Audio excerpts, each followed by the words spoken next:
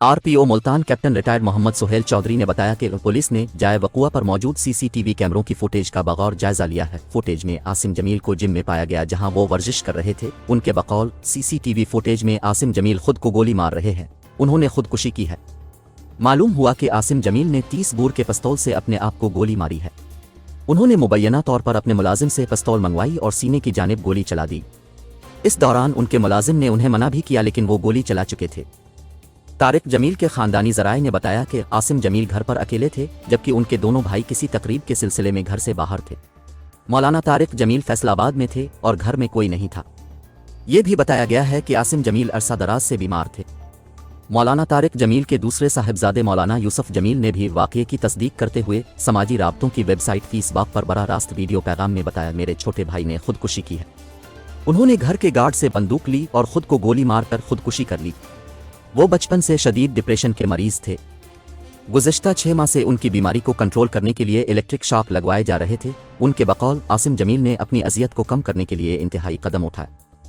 तिलंबा में rural health centre के doctor Mohammad Asif इमाम ने बताया कि मौलाना तारिक जमील के भाई डॉक्टर ताहिर कमाल अपने बेटों के हमरा आसिम जमील को गाड़ी में हस्पताल लाए। वो हस्पताल पहुंचने से कबल ही आसिम जमील फौत हो गए थे। उनको मुर्दा हालत में हस्पताल लाया गया था। उनके बकौल एतवार की रात 7:25 पर आसिम जमील को हस्पताल लाया गया, जिसके बाद पुलिस की भारी नफरी हस्पताल पहुंची और बड़ी तादाद में लोग भी जमा हुए।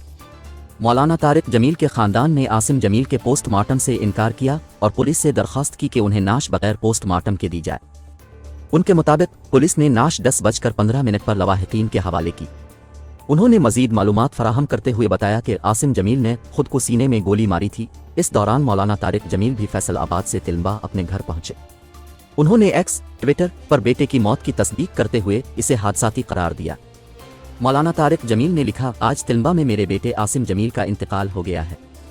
इस हादसाती मौत ने माहौल को सोगवार बना दिया। अब सबसे गुजारिश है, इस गम के मौके पर हमें अपनी दुआओं में याद रखें। नमाज जनाजा पीर 30 अक्टूबर रात 7:30 बजे आबाई गांव रईसाबाद तिलंबा में अदा की जाएगी।